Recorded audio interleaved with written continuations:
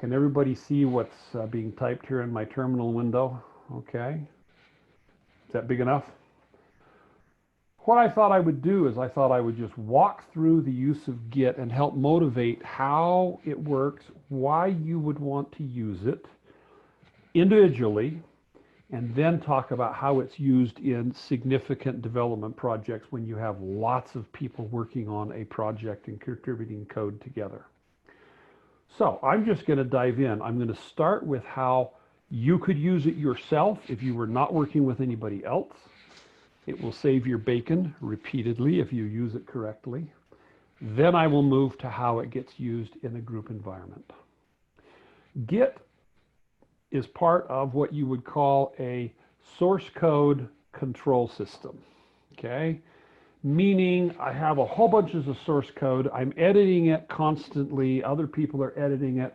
How in the world do I keep track of the versions of my files? And you've all done this, I absolutely guarantee. Look at the file names here in this directory, ls. Obviously, I was working on index.html, and I was going to make a change, and I wasn't sure if I was going to like the change, and I didn't want to mess up the old version. Okay.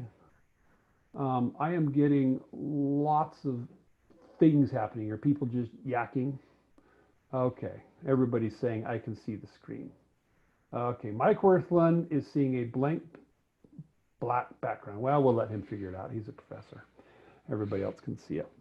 Okay, so yeah, I was worried about overwriting a version of index.html. So what did I do? I made a copy and I called it index.html.save. Or how many times have you guys done this? You copy the file and you call it new myprogram.c. And you edit on it, and you say, I think I'm going to make more changes. Okay, so then you make a new copy and you call it newer. And then you get to newest, and at that point you run out of adjectives. What you have been doing is a really awful version of source code control, right? You've been marking versions of your code so that if you need to, you can get back to it. And things like Git and SVN and CVS are simply really good ways to do it with a lot of computing support behind it to make your life easier. Okay, so let's begin. I'm just going to demo, and you know, speak up if you get confused. I'm going to demo. I'm typing. I'm on my Mac, but it works exactly the same in Linux.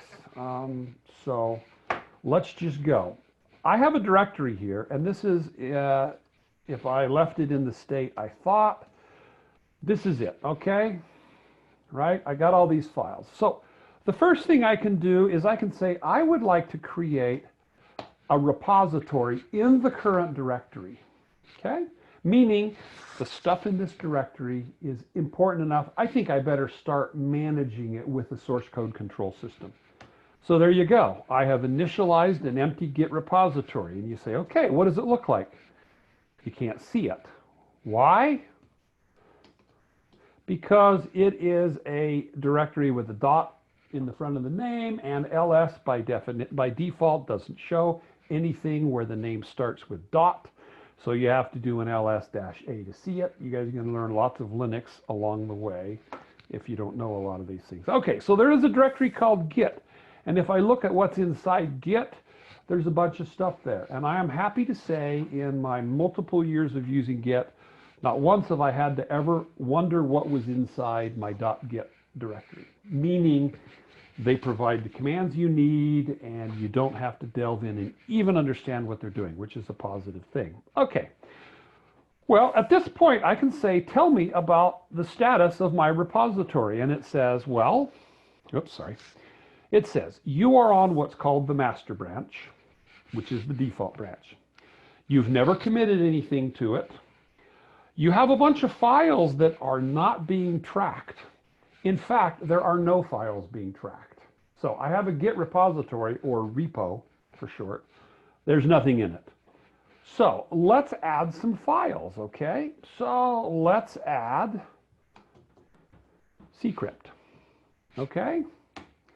Now if I do a git status, it says, You still have some files that aren't being tracked because they're not in the repo, but they are in the current directory. But this file is now, it's in what's called the staging area. It's ready to be committed. Can you see that? Okay. And I can add a few more. So let's add a few more. Okay. Let's add index. Okay. And let's add SC, and let's add SC1 and SC2. By the way, I'm using tab complete. You'll notice that I'll type 2 letters and then all of a sudden the name appears. I hope you're all tab completers. Okay, so I can hit return. I can say, okay, yeah, here we go. There's still some things that, okay, so the bottom line is I could have said git add star and it would add everything. I want you to look at this file right here, sc.tilde1 tilde. That is a typical file that a text editor would create as a backup of the old file when you go to edit a file. When you compile C code, if you look in the source directory, okay, you compile C code, you get .o files. You do not want every single file in your directory necessarily to end up in the repo, okay? And so one of the first things I like to do is I say, I really don't want to see all these files that I don't care about. And so I can create a file called .gitignore. Okay, and all this file is I say, I don't want to see any files that end with tilde. I don't want to see any files that start with a .pound. Okay, I don't want to see any .o files. Yeah, go ahead. I was just going to say the command Dr. Nelson type VI, it's nothing, it's just to open his text editor. This is just a normal text file. Good point. Thank you for saying that. Yeah, those of you who are starting to use Linux, I would guess some of you have said, oh, well, I'm going to be using VS Code. You don't use VS Code for dinky little editing tasks like this when you're doing system management and maintenance. Often you'll pop up Nano or VI, et cetera, et cetera.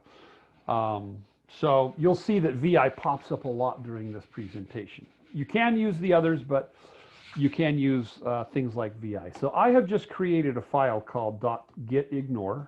Oops. Okay, and you can see I've got some patterns. Now when I do git status, notice that the things with tilde on the name go away. The .pound readme go away, right? Okay. I could, you know, add a pattern so I don't see the save. If I go to source and I do a git status, okay, you'll notice that it doesn't, show the .o files. So the bottom line is there are ways to get to ignore things. Okay, so where am I at? Well, we got some things in. Oh, by the way, this is important, and you're just going to have to deal with it. Notice I didn't type status. I typed st. Why? Well, because there is in your home directory, there is a .gitconfig file. Okay, are you seeing a pattern? All the control things to manage how things operate are in .dot files. I have a .gitconfig file. And in that .config file, all the common things that I like to type, all the commands, I have created aliases for them.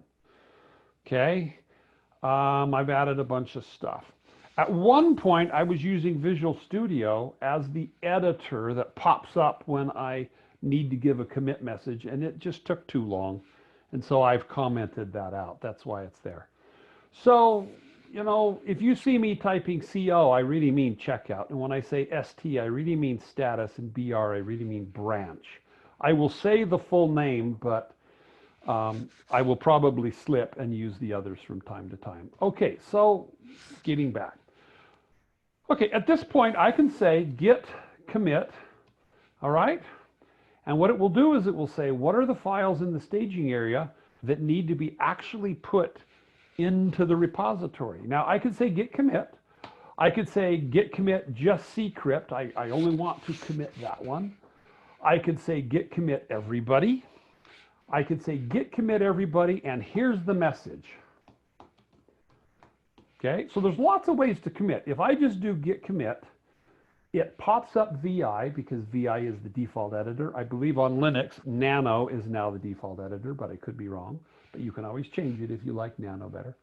And it's asking me to give a message that will identify why did I add some new stuff to my repository.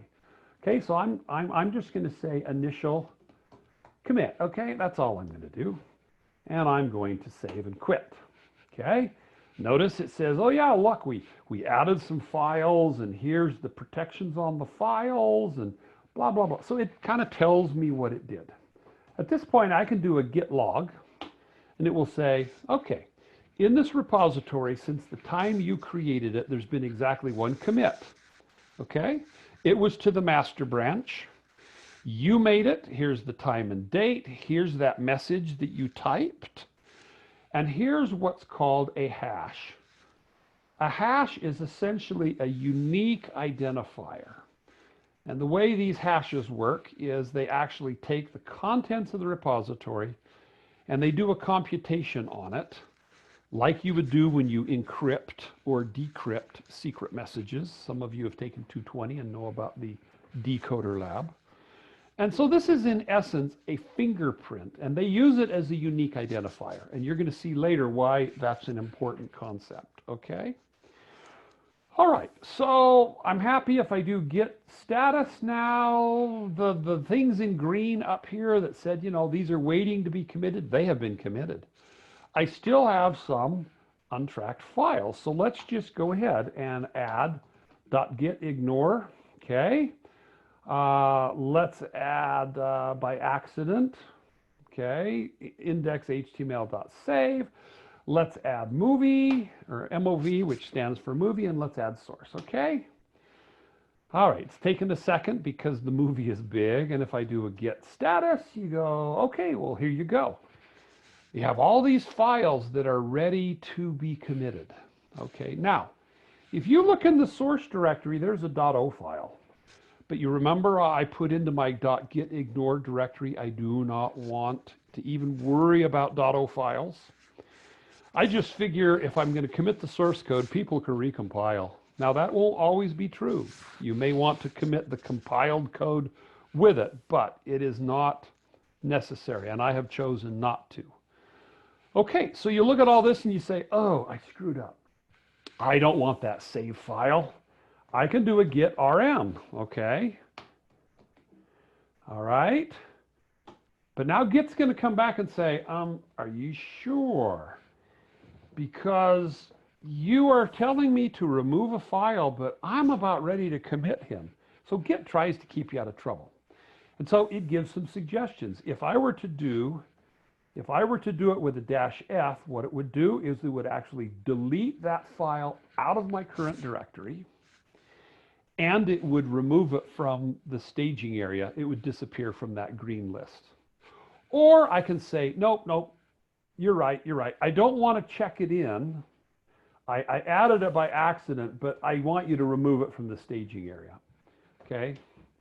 The file is still now in my directory, but it's no longer staged, okay? Had I used the -f, the file would be gone.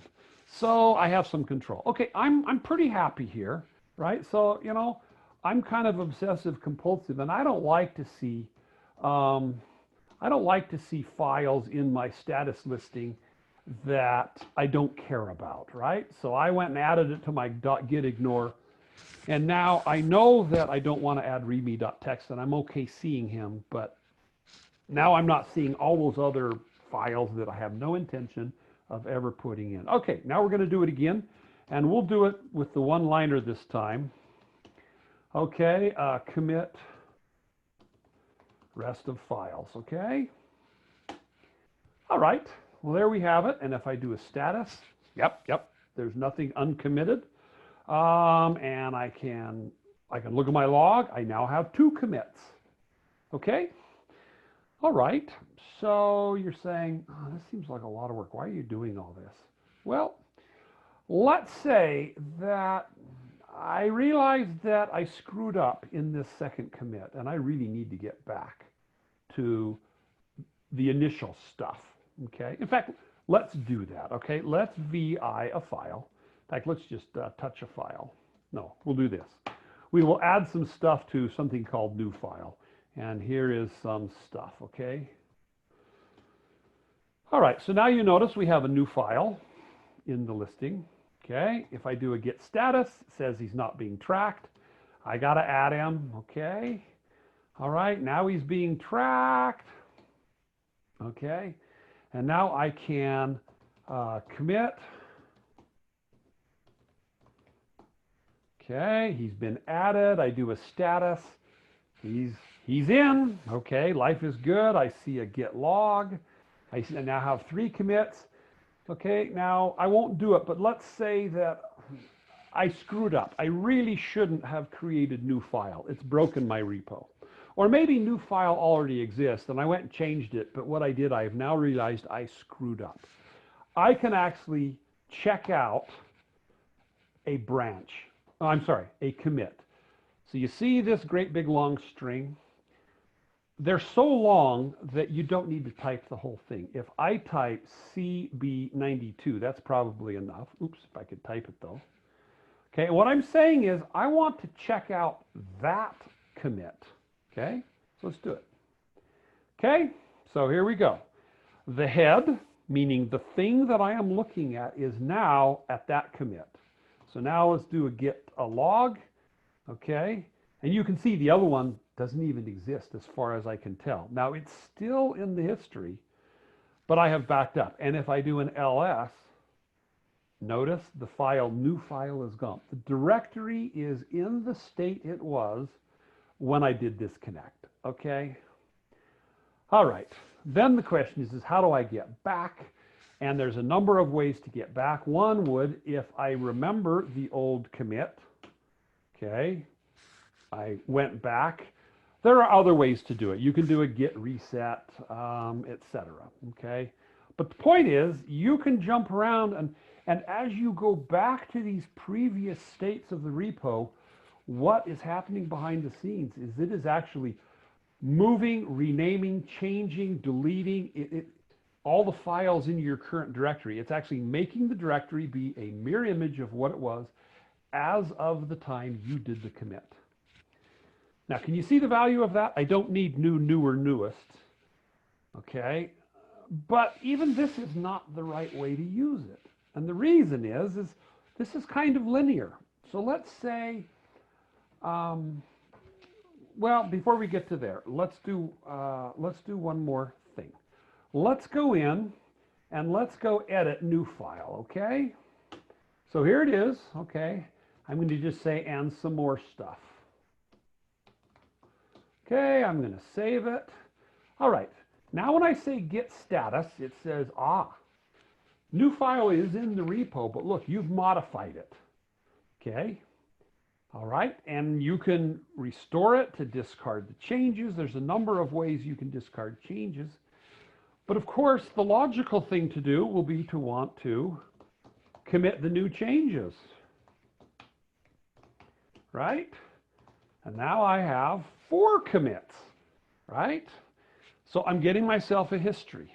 Okay, let's do one more thing though. Let's do, let's make one more thing, and I'm just going to add a bunch of stuff here. Okay, I'm going to do my status. He says, oh, you've changed again. But now I can say git diff, and it will say for any file that is different than the latest commit, tell me the differences. And here it is. Okay, and you're going to look at this and go, this is gobbledygook.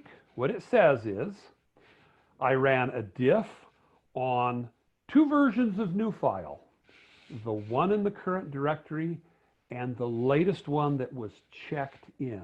And he does a diff, and this is kind of hard to see, but what he's saying is, look, see these the green stuff? It says you added 3 new lines and then you added I ... And is that really what I added at the bottom of new file? It's exactly what I added at the bottom of new file. Okay, let's do it again. Okay, this time though, I'll just add the word yet. How's that? Okay, now when I do a git diff, it says, you know, you changed this one line, and so the red minus says, That line is not in the current file. This line is instead. So the changes they show are on a line-by-line basis. And so with the color coding, you can very quickly figure out, what did I change in the file? How many times have you edited a program, you've broken it, and for the life of you, you can't get back to where you were because you can't remember exactly what you typed? I know every one of you are smiling because it's happened to everybody in a programming class. Okay. Well, if you were using Git and had checked in before you started, messing with your code, this will very quickly get you back to where you are. Now, and you say, oh, I don't like those changes. I can do a git checkout -- new file, and that essentially says, look, throw away the current changes, get me back to where I was. Okay, but we're not going to do that, all right? But you can see that being able to see what has changed would be nice. Now, oh, really, it's not there? I was sure it was there. Where am I? Yeah, I'm here. Oh, yeah. Okay, now I want to do one more thing. I have a movie in the movie directory. Okay, and I've just edited the movie by copying a new version on top of it. If I do a git st, it will say, oh yeah, you've modified your movie file. Okay? Now, a movie file is not text. What do you think is going to happen when I do a diff? Diffing two binary files would not provide any good information, so look what it says right up here, git diff. It does a diff on the movie files, and it says these are binary files and they're different, and that's all I can tell you. But new file is a text file, and yes, they are different, and I will tell you exactly how they're different. So that's nice. You can have binary files in your Git repository just fine. Just realize that he's not going to be able to tell you how one is different than the other, but he will tell you if they're different, and therefore if they need to be checked in. Okay, well, let's do the following. Let's say that I'm sitting here in my directory, and I think, I'm doing my code this way, but I think I need to rewrite it a certain way, which you've all done, right? You write it and it's really clunky, and you say, ooh, there's a better way. I can do all that in much less code if I will create a couple of lists and do the data structures differently. Well, you don't want to mess with the original code. You could, but that's a linear development where you just keep adding new commits. So what we're going to do is we're going to create a new branch, and I'm going to call it what if, meaning this is my branch to see what if I coded differently. Okay? I'm going to go to the new branch. If I do a git status, it's going to say, by the way, let's see, where was it? Gosh, okay, here it is. So here was the git status, okay? And, ooh, no, I don't want to do that. Hang on. Oops. No, that's right, it's this. I want to get back to the state. Okay, well,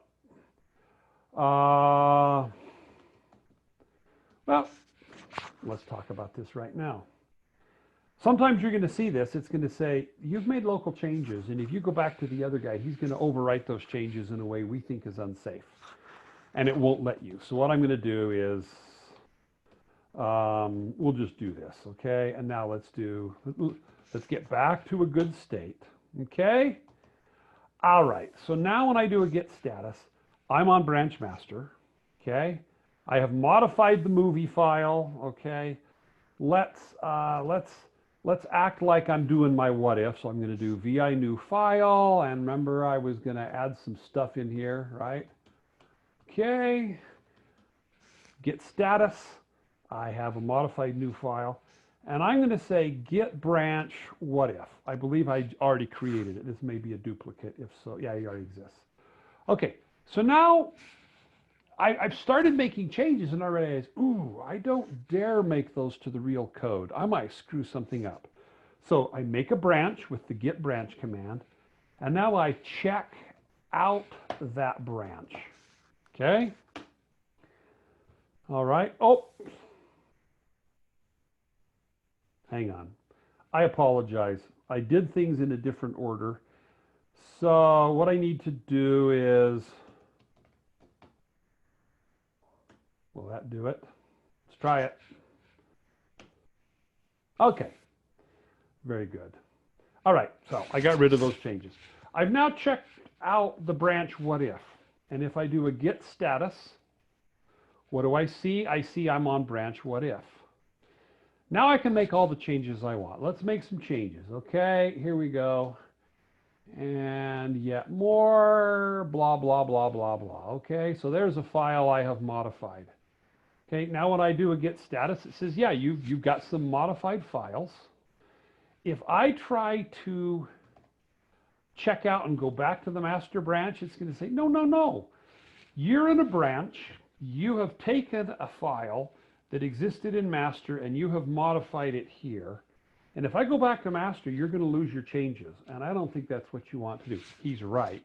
I don't want to. So what I'm going to do is I'm going to do a git commit. Okay. These are terrible commit messages I'm giving, but they're short. Okay. So now let's visualize what I have. I've been doing a lot of stuff, and you're going to have to go back and watch the recording of this when I post it. But I have a master branch, and I have a new branch called what if. And basically, what if is now its own version of the code. I forked off from master, okay? And they're different. The two guys are different, okay?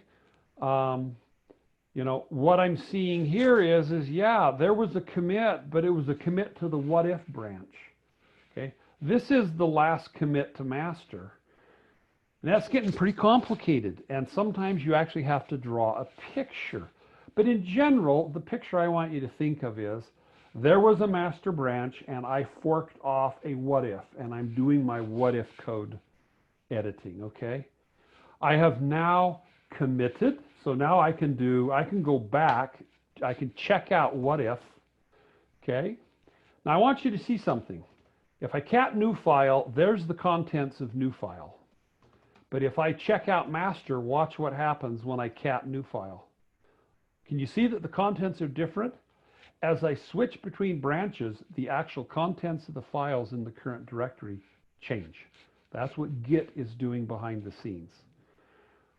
All right, well, I am in the master branch. I have a branch called what if, and I have tested and tested and tested in what if, and everything is good, right? So I checked out what if, I compiled, I ran, I said, ooh, I like this.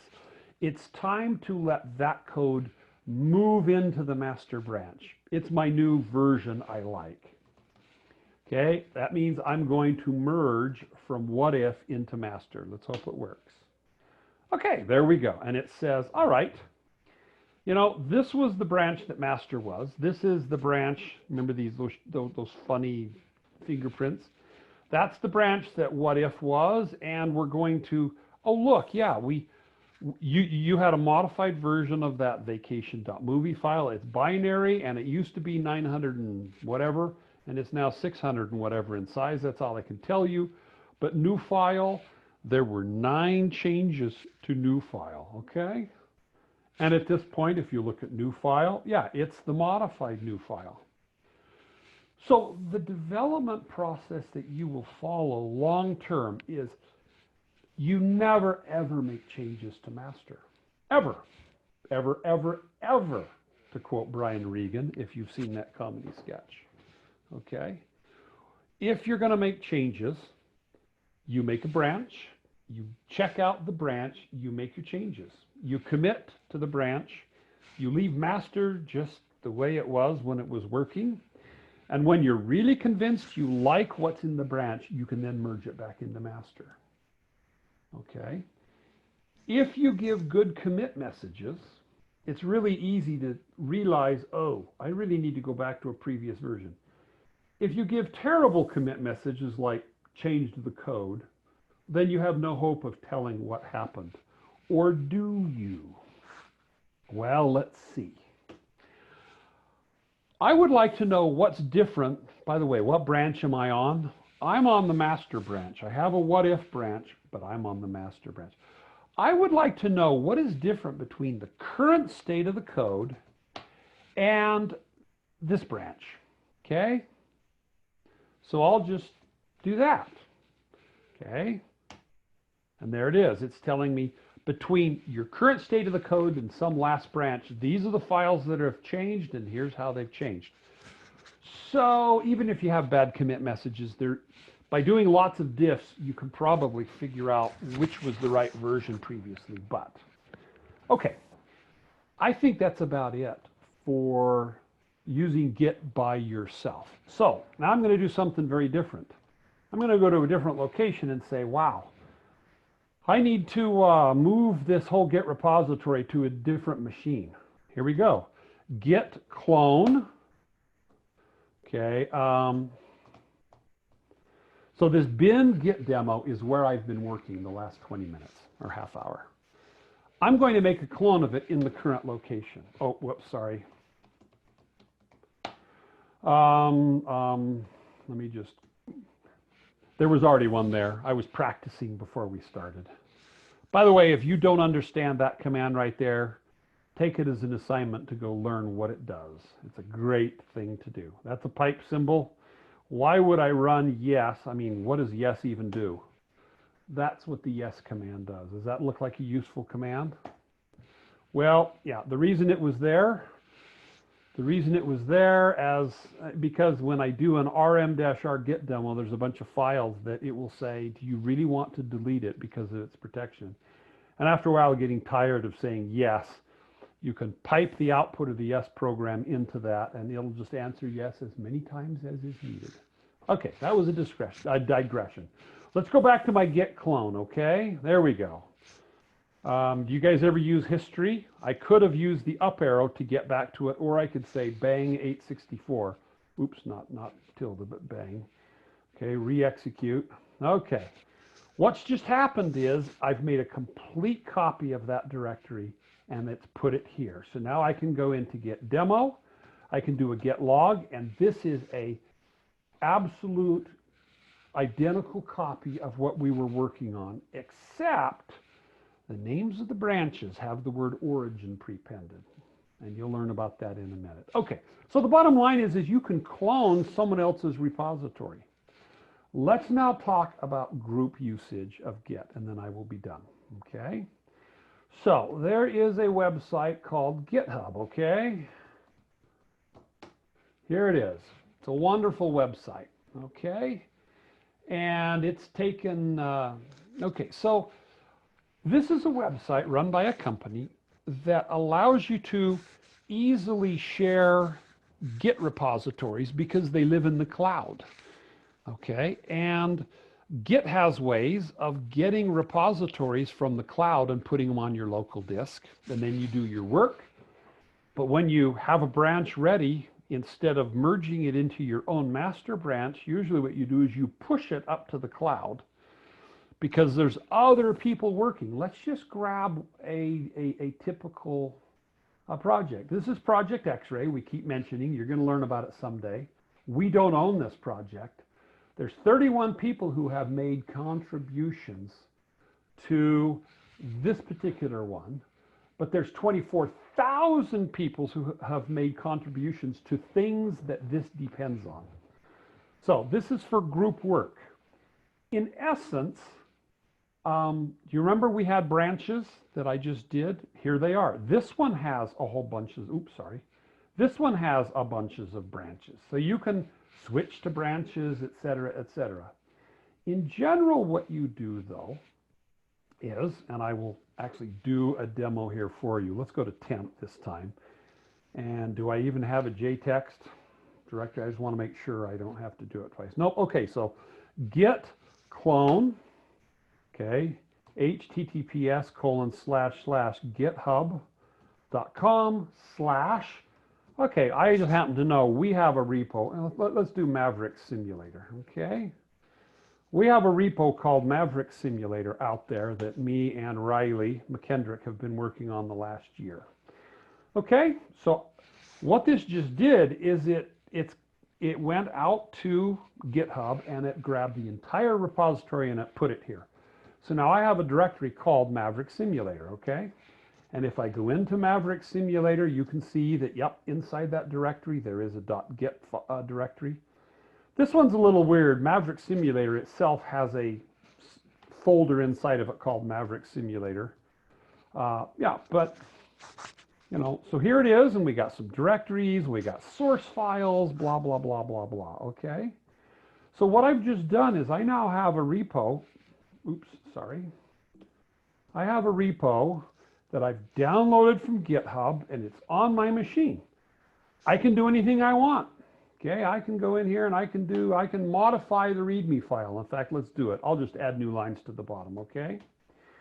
So just like before, I can do a git status. And it will say, yeah, you've modified the README file. I can do a git commit. But remember, you never commit to master. So what do we want to do? We want to make a branch, and we'll call it Nelson demo. Okay, you check out the Nelson demo branch. Okay, it says, oh, by the way, yeah, you have a modified file. You might want to commit that. Okay. Okay, once again, you probably should have better commit messages than that. Okay, at this point, I have modified the Maverick Simulator repo, but GitHub knows nothing about it, and Riley, if he were to go grab the latest from GitHub, he would not know that I had made code changes. So let's push it back to the origin. Ah, that's where that word origin. Origin is where it came from. It came from GitHub. This is not going to work. Why? It says, you know, the origin, which is GitHub, does not have a branch called Nelson Demo. Are you really sure you want to do what you think you want to do? Luckily, it tells me how I should do it. In other words, it tells me how to, it tells me how I should go about pushing it. It says do a push. Push means go back to GitHub. Okay, but I would like you to create a branch there called Nelson Demo and push it into that. Okay? Now, depending on how you're set up, it may ask you to authenticate, meaning you got to type in your GitHub username and password. It might not. I have a funny thing set up on my Mac, so I don't have to keep typing it. On Linux, I haven't figured out how to do that. If we go here and we look under the branches, we got to go to Maverick Simulator. I'm sorry, okay, if we go to to Maverick Simulator, it said, hey, somebody just pushed a new branch less than a minute ago. If I go into my list, there it is, Nelson Demo, okay? And there's all kinds of information. This branch is one commit ahead of master. Okay? Can I look at the files? Can I compare the files? Yeah, let's do a compare over here, okay? And it says, yeah, one file has been changed. Nelson made one file. Yeah, I added 3 new lines, remember? Okay, so there's a lot of information here. Now, in a large development effort, what they typically do is they actually make it so that it will not allow you to push to the master branch. You have to push to a named branch. Then you come here, you switch to the branch, which I have. You do compare and pull request, and you say, I would like to propose that we add this to the big system that everybody else is working on. And you give it a title, which is the latest commit message, but you can change it. And so I'm just going to say for demonstration purposes, how's that? Okay. Then what I do is I create a pull request, and the pull request sends an email to everybody who is following or is an administrator of this Maverick Simulator repo. And it says, somebody wants to modify the code. You better go check it. I can't actually modify master until somebody else reviews it, says it's okay. All right? That's pretty stringent, right? Well, I can, because I'm an administrator, I can change it, okay? And I will just show you. Oh, I can't remember my password. I can never remember my password for this site. Actually, the truth is, I'm going to make it so that I can cheat. But in general, you don't set them up so you can cheat, okay? So I go to the pull requests. I see that there is a pull request, meaning somebody wants to make a change, and it says somebody has to review it. If I was doing it right, I would actually click and review it and say it's okay. All right. So, or you can cheat. If you're an administrator, you can cheat, and it will say, "Do you really want to do this?" See, and then you can do it. But I'm not going to do it. Okay. So, big picture. You can do Git all you want locally. I actually use Git for my own stuff, even if it's not a project with other people. I just do it. Okay. But when you get GitHub involved, it's now a group project, and you can set it up so that nobody, just not any random person could go in and ruin the repository. But the beauty is there's always a log, and you can always roll back if somebody screws up. Okay. That was a very long introduction. You probably only caught 10% of it. I will try to post the video. You can use that if it helps with the tutorials you're going to be running. Any final